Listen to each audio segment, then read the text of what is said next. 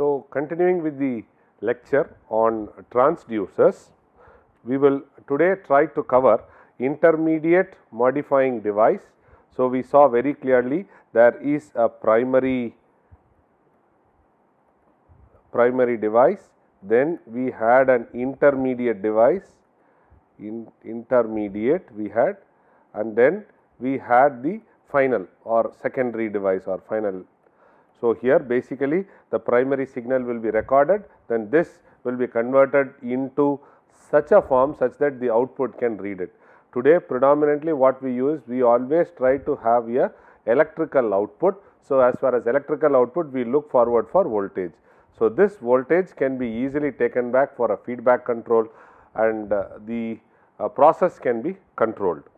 So, we will first see intermediate modifying device, then we will see advantage of electrical intermediate modifying device, then we will see electrical intermediate modifying devices, then finally we will saw terminating devices. Terminating devices are nothing but the final devices. When we talk about amplification, there are two types of amplification. One is mechanical amplification and the other one is electronic amplification. Mechanical amplification, over a period of time there is always a wear and tear. So, there is a backlash error or there can be deflection which is there. Mechanical, for example, if you put a diaphragm, there can be a deflection. So, because of that you can have some technical issues for using mechanical amplification. So, electronic amplification is easy where wear and tear is also less. Today we always prefer to have electronic amplification. So, electronic amplification or electronic amplifier, one of the factors that distinguishes electronic devices from electrical devices is assumed from the fact that in some part of the electronics circuit, electrons are made to flow through a space in the absence of physical contact, which in other words implies the use of vacuum tube. Okay. So, earlier days we used vacuum tubes. So, here we are even distinguishing what is the difference of using electronic devices and electrical devices. Electronic devices predominantly we try to communicate in vacuum. The principle employed in the working of vacuum tubes is based on the fact that when the cathode is heated, the electrons are emitted. This is vacuum tube technology. Slowly this vacuum tube technology is changed and the electronic circuits have come up in a big way. So, emitted electrons get attracted towards the positive charge plate, resulting in a flow of current through the plate circuit. A third element called the grid can be used to control the flow of current. So, we had a negative, we had a positive. So, negative, we had positive, and then we had something called grid. This is a schematic diagram, a grid. The grid can be used to control the flow of current. The grid is introduced between the cathode and the plate such that it is duly charged negative relative to the cathode. The negative voltage on the grid is termed as bias. Okay. So, this is what is a typical circuit looks like. You apply some voltage or you apply heat. So, cathode emits. So, you have an anode. So, that is a plate. So, in between you have a grid and grid is having a bias voltage. So, this is a plate supply, you have an amplifier load. So, this is how the schematic or the basic circuit of the electronic amplifier is there. A cathode, anode, grid which is biased. So, which is used to control the flow of current, and then you have a plate supply, then you have an amplifier load. The single stage amplifier in its simplest form can be seen in the figure here. That a heater A heats the filament, which in turn heats the cathode. B represents the plate supply. Okay, B represents the plate supply. Okay, the required bias voltage is supplied by C. Okay, C supplies the bias voltage. So, this is A, this is B, and then this is the bias voltage supply, and this is for a single stage amplification or a single stage amplifier. There is also a concept called as telemetry. Today telemetry is talked about very much in terms of electronic devices. Okay. So, telemetry is measurement made at a distance as suggested by its name, telemetry, distance, right. The distance measured is usually performed using radio, hypersonic or infrared systems and hence referred as a wireless data communication. So, today we also use telemetry concept in the measurement stage.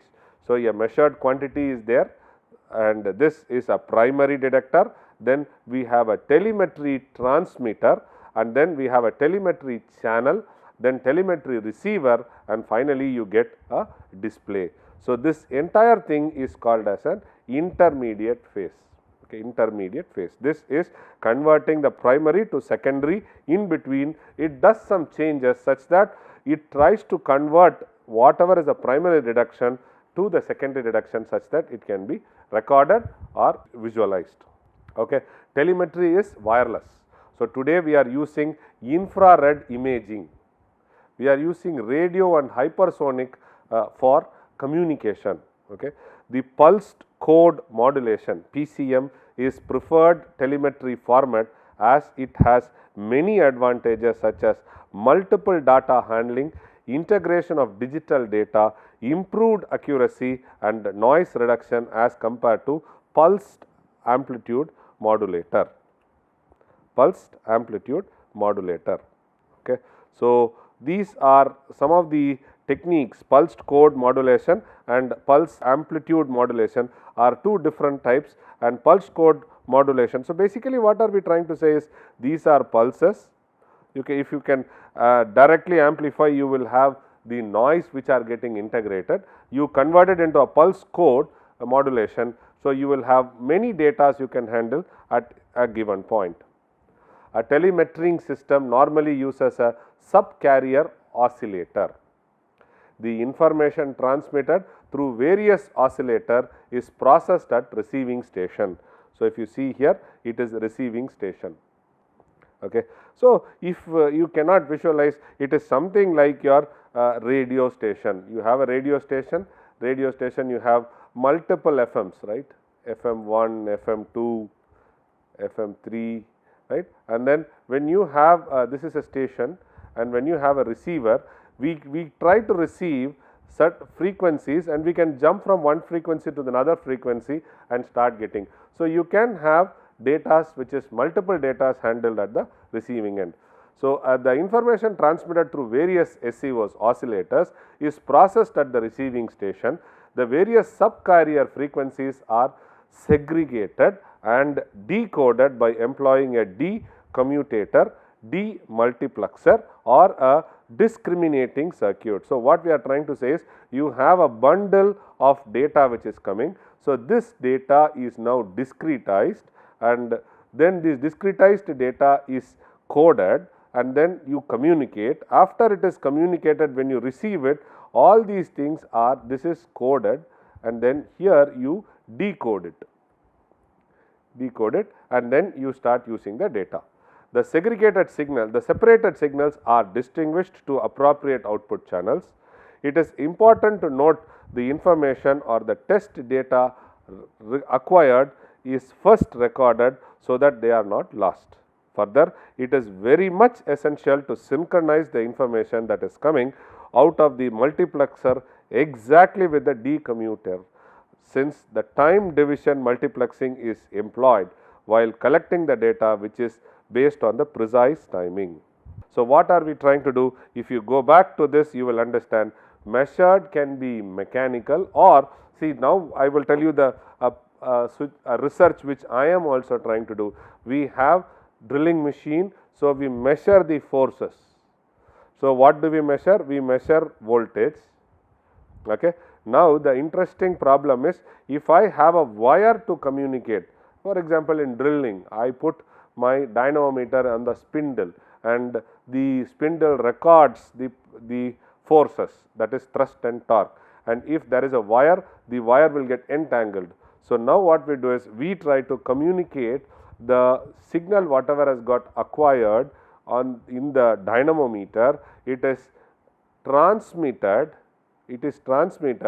directly to a receiving station, and in the receiving station what I have done is I have converted the force, that means to say voltage data into force data. What I have done? I have calibrated for this for this force of N, what will be the voltage? I have calibrated already. So, I have taken the linear zone. So, now I know if I have got this voltage, so I correspondingly try to get the forces on it, and interestingly I also try to make it dynamic. So, as and when it starts machining, the torque or the thrust keeps increasing and decreasing with respect to time. So, this may be thrust and this may be time. Okay, this is Newton. So, I get this output. So, here I am telemetrically communicating the voltage into a force signal which is displayed outside. This communication can be done by telemetry method. In telemetry method, first I have to acquire the data, discretize the data, I have to transmit the data. So, I transmit. So, when I transmit, I also have multiple channels, and then so I discretize it to various frequencies or various time signals, and then I try to acquire them. So, here I try to code them and here I try to decode them. Here I try to do pulse code modulation, and then I receive everything where the noise is reduced, and then I convert the data. So, this is how telemetry, which is used in intermediate modifying device, which is used in transducers. So, let us try a simple problem. The output of an LVDT connected to a 5 volt voltmeter through an amplifier whose amplification factor is 250. An output of 2 millivolt appears across terminals of LVDT when core moves at a distance of 0.5. LVDT, please go back and remember, we had a primary coil, we had a core, and then we have 2 secondary coils. So, that is what the output 2 millivolt appears across terminal of LVDT when the core moves at a distance of 0.5. Find the sensitivity of the LVDT. So, what we are trying to say? We are trying to say that there is a LV linear variable differential transformer. So, here is an input which is nothing but 0.5 millimeter, and here this is output which is 2 millivolt, right. I am attaching it to an amplifier which is 250 times, and then I am trying to get the voltmeter reading. So, if I have to calculate the sensitivity of LVDT, which is nothing but output by input. So, this is nothing but 2 millivolt divided by 0.5 millimeter. So, this is 4 millivolt per millimeter. This will be the sensitivity of LVDT. So, now if I have to find out the sensitivity of the whole setup, sensitivity of the whole setup. So, it will be amplifier into amplifier, it is 250 into 2 millivolt, that is going to be 500 millivolt, right. So, sensitivity is nothing but output of amplifier divided by input of LVDT, which is nothing but 500 millivolt divided by 0.5 millimeter. So, this is nothing but 1 volt per millimeter. This will be the sensitivity of the whole system. So, we have finished the intermediate device. So, now let us look into terminating devices. So, the terminating devices are they are classified into meter indicators. Meter indicators can be categorized as follows: simple D'Arsonval type of measure current or voltage, type of measure current or voltage. Next will be Volt-Ohm-Milliammeter or multimeter, or then the last one is going to be vacuum tube voltmeter. So, meter indicators can be classified into 3. So, they are simple, day or Sonval type to measure current or voltage, volt, ohm, milliammeter or multimeter, vacuum type voltmeter. So, when we talk about simple day or Sonval type to measure current or voltage, it essentially consists of the following components. One is called as a permanent magnet, coil, hairspring, pointer and scale. The coil assembly is mounted on a shaft, which in turn is hinged on a hair spring. To concentrate the magnetic field, initially the iron core is placed inside the coil. So, we can see the figure and then you will understand. So, this is the scale pointer which I said, this is the moving coil assembly, this is the hair spring which we have. Here are the two permanent magnets, north pole and south pole. Okay. Moving coil assembly is this is the moving coil assembly. Okay. So, if you go back, it essentially consists of the following components: permanent magnet, coil, hairspring, pointer and scale. All these things are here: pointer, scale, then permanent magnets, moving coil assembly, then you have a hairspring. So, the coil assembly is mounted on a shaft, which in turn is hinged on a hairspring. So, what is it? So, we are talking about this part. To concentrate the magnetic field, initially the iron core is placed inside the coil. Where is the coil? Here is a coil. So, the coil spring hinged and they place it here. The curved pole piece are then attached to the magnet to ascertain if the torque increases as the current increases. This means that electromagnetic energy is used to move the meter. So, here this is used for moving the meter. Okay. Like dial gauge we studied, a dial gauge we had a coiled spring, then we had a leaf spring attached. So, in a similar way here it is electromagnetically you are trying to move. Next one is Volt-OhmMilliammeter or multimeters. A typical Volt-OhmMilliammeter employs switching provision for connecting multipliers, shunt resistors and rectifier circuits.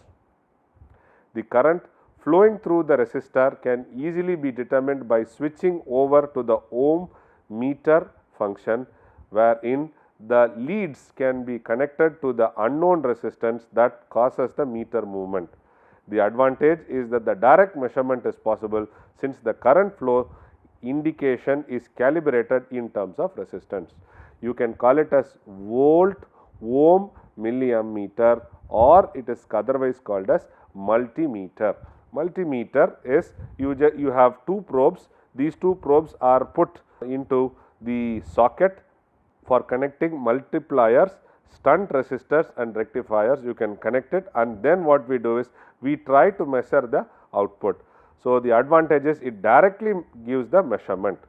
The vacuum tube voltmeter, the vacuum tube voltmeter popularly known as VTVM is basically used to measure the voltage. To control the grid of the tube, you remember the grid what we saw there, proper multiplier resistors are employed through which the AC or DC input is given to the meter. The input resistance of VTVM is usually very high when compared to that of simple meter due to high grid circuit resistance.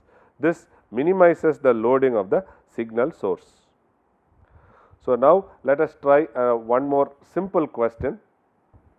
A linear resistance potentiometer is 50 millimeter long and is uniformly wound with a wire having a resistance of so many ohms. Under normal condition, the slider is at the center of the potentiometer. With the linear displacement, when the resistance of the potentiometer as measured by Wheatstone bridge for two cases are 3850 ohms, 7560 ohms. Are the two displacements in the same direction? If it is possible to measure a minimum value of 10 ohm resistance With the above arrangement, find the resolution. So, let us try to solve the problem. The resistance at normal position is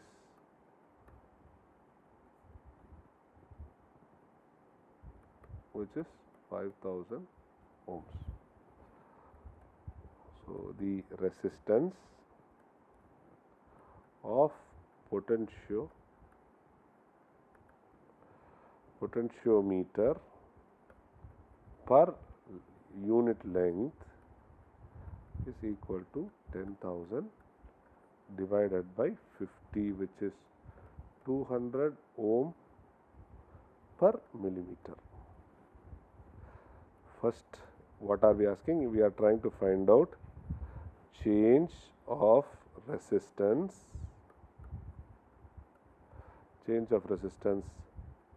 from normal position.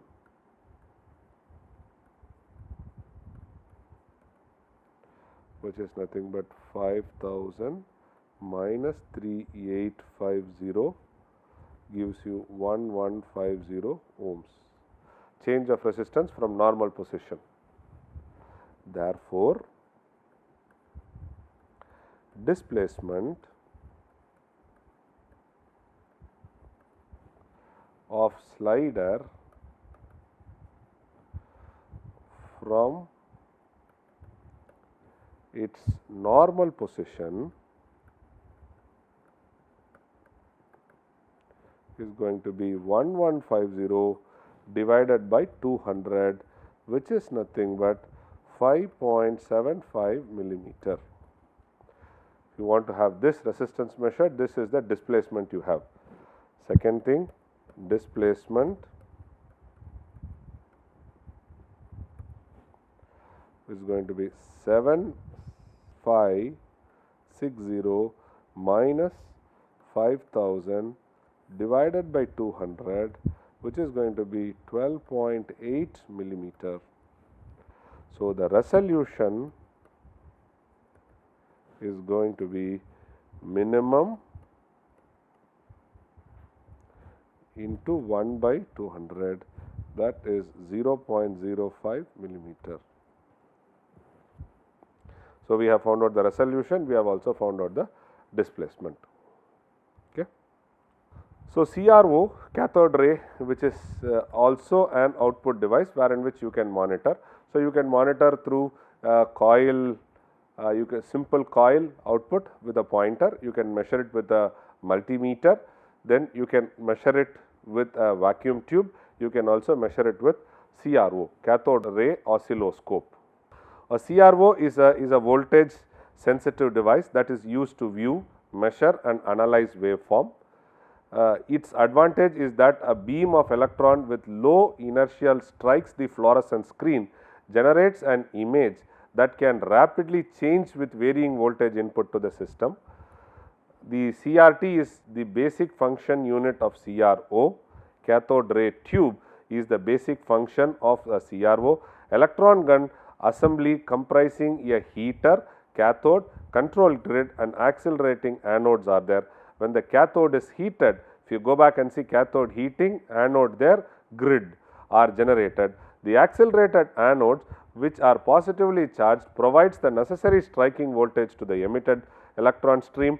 The electron beam, after gaining necessary acceleration, passes through horizontal and vertical deflecting plates, which provides them the basic movement in the x and y direction. So, this is a CRO. You have a heater. So, then you have this heater tries to eject electrons. So, here are focusing anodes, so that the electrons which are dispersed are focused onto a single line. So, then you have deflecting plates, these are called as vertical deflecting plates. Then you will all have horizontal deflecting plates. The electron moves through this to the screen. Okay, this is the electron beam. Electron beam passes it heated, it is thermions, it is heated, ejected and once these ions are to be focused, passes through this focusing anodes and then goes through deflecting plates vertical, horizontal and then hits on the screen. Then when it hits, it illuminates. So, if you look at it, this portion is called the electron gun. Then you have vertical plates, horizontal plates. Horizontal plates are connected to horizontal amplifier, then time based generator, trigger circuits you have.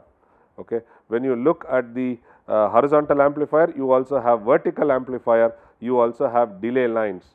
So, here is an input which is given and then this vertical amplifier takes. So, basically this will try to push back the electron beam to that side, or it can try to take the deviation.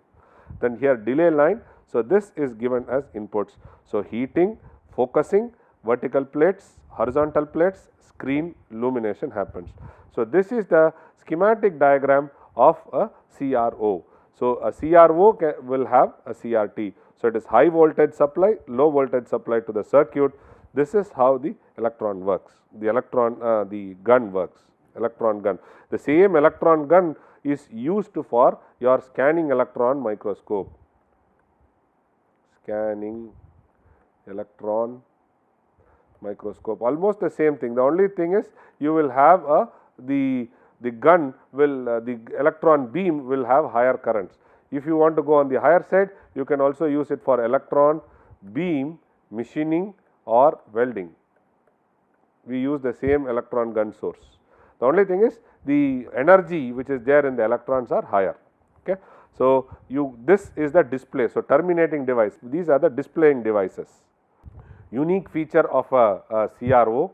So, you have oscilloscope amplifiers. Since the sensitivity of CRO is very poor, in order to use them extensively for measurement application, it is essential to provide amplification of the signal before it is applied to the deflecting plates.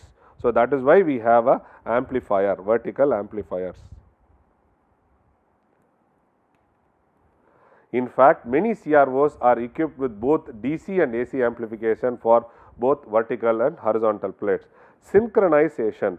We know that to obtain a stable and a stationary image which is continuous, it is essential to maintain the frequency of the waveform at an optimal high level. In other words, if the voltage to be applied to the vertical deflecting plates, that is y axis, is required to be fixed at say 50 hertz, in order to obtain a continuous image, the sawtooth frequency applied to x axis has to be fixed at 60 hertz. Otherwise, this would distort the images. So, what they are trying to say is you have this deflecting plates. So, these deflecting plates must be synchronized in terms of frequency, so that you get a E output. So, intensity or Z modulation, we know that the flow of current can be controlled by controlling the grid voltage. Okay. So, what is the grid voltage we are talking about? These are the grid voltages. Okay. So, same way if you see that it is cathode, anode, this is anode, this is cathode, and then you have a grid. This grid will always be given a bias. Okay. In order to obtain a bright and a dark shades in the fluorescent image generated by the electron beam, positive and negative voltages correspondingly applied to the grid portion. So, the external horizontal inputs are also applied, which compares with the voltage, frequency and phase relationship, we can try to get the output. Direct writing type oscillographs are there. So, this essentially consists of a stylus that traces the image on a moving paper. So, from the oscilloscope you can convert it into a reading form. So, it will have x axis might be time and y axis can be anything as magnitude. So, essentially it consists of a stylus that traces the image of the moving paper by establishing a direct contact. The stylus used for this purpose for tracing and writing is current sensitive. The recording which can be obtained by moving the paper under the stylus and which is deflected by the input signal as a time based function for the input. So, you can also have oscillographs. So, what we saw was oscilloscope, this is oscilloscope display, it can be recorded separately. This can also be converted into a hardcore reading output. Light beam oscillographs are also there. This essentially comprises a paper driven mechanism, a galvanometer and an optical system for transmitting current sensitive galvanometric rotation to a displacement that can be recorded on a photographic film paper. So, a light beam oscillograph is also used. You also have an XY plotter. It is the same like the direct right oscilloscope. These are all terminating devices. Oscilloscope, oscillographs, this is used in light beam oscillograph, direct right oscillograph. You also have XY plotters to same way to plot the output, which are obtained by two DC inputs, that is X and Y axis. It consists of self balancing potentiometer, one to control the position of the paper and the other to control the position of the pen. This operates and you try to get. Further, the EMF, which is the output signal of transducer, may be the value of displacement, force, pressure, strain and other parameters. So, in this chapter of transducers, what all did we cover? We were trying to cover what is the transfer efficiency in transducers, what are the various classification of transducers, intermediate modifying devices, simple type of measure current and voltage, then what are the advantages of intermediate modifying devices, then terminating devices, then we saw a working of a CRO, finally oscillography and XY plotter. Task to students is try to look at the seismic, or we can try to say earthquake response is measured online. Okay. It can be through a CRO or it can be through a plotter. Try to develop a schematic diagram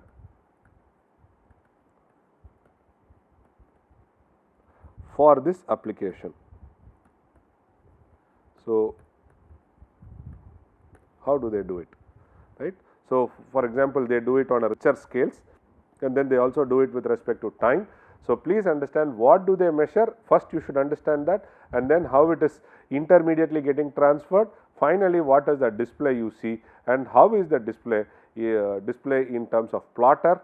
So, what I am more interested is what is your time scales they talk about, what is the magnitude. And second thing, we always talk in terms of a scale. So, a rigid scale, a scale is used. Okay, let me not even give this specification. So, generally what we report is a dash scale. So, try to understand a schematic diagram of the application, then there is a scale by which they represent the data. So, try to understand how do they calibrate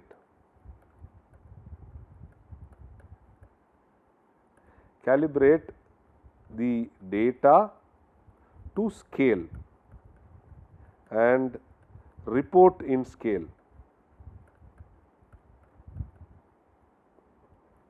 Okay. The next question is, how do people measure the flow of water in a dam? Okay. Measure how?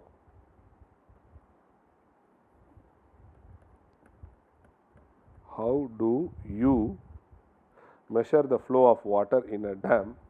Second thing is, how is it recorded? Last is, how do people measure rainfall? Okay. These are some of the things which you will have to look forward for data and understand how is it plotted, how does it work. Okay. These are all tasks for your self learning. Okay. In the examination, you can have questions based on these tasks. whatever I have been giving tasks to students. And more than that, if you start understanding all these tasks, okay, then you will start appreciating the measurement science. Okay. Thank you very much.